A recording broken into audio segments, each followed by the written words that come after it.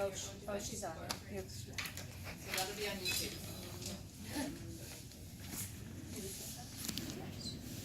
Mine will not be.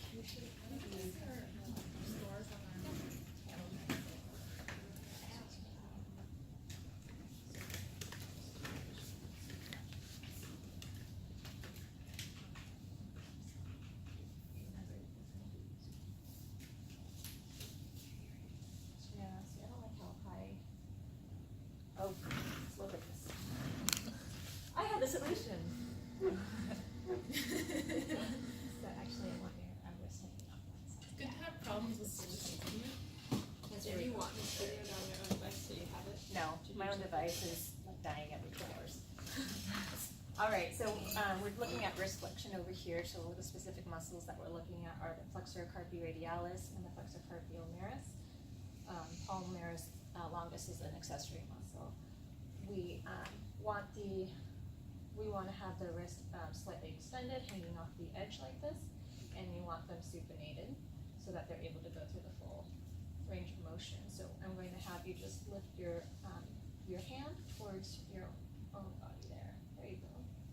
So I'm going to stabilize the distal forearm here, and the resistance is applied at the right up over the palm, and I'm going to resist her wrist flexion with wrist extension.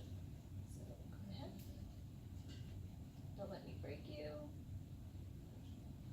So I would say that would be a 5 out of 5. And then if she couldn't do that, gravity eliminated is going to be with the forearm in mid position. And you're going to palpate, to palpate the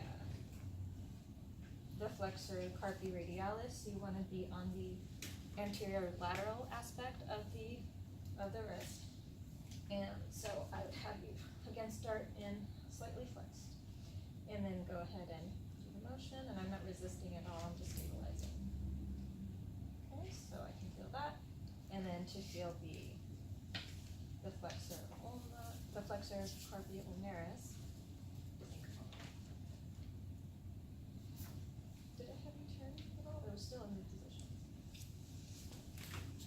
So same position, but you're gonna feel the flexor carpi ulnaris on the anterior medial side, and we'll go through that motion again.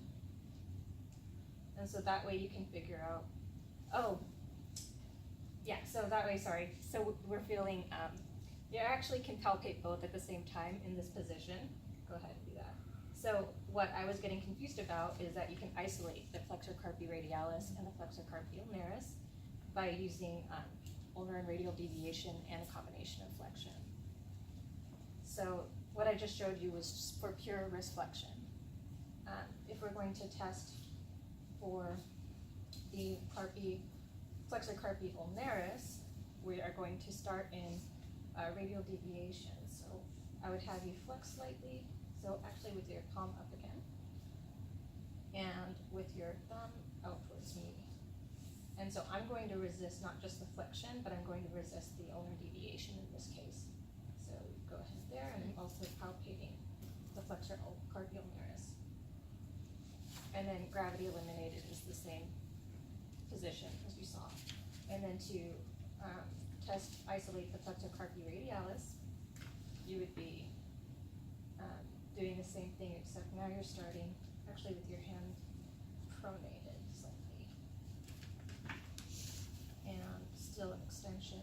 And so I'm going to be resisting flexion and radial deviation. So now she started at ulnar deviation.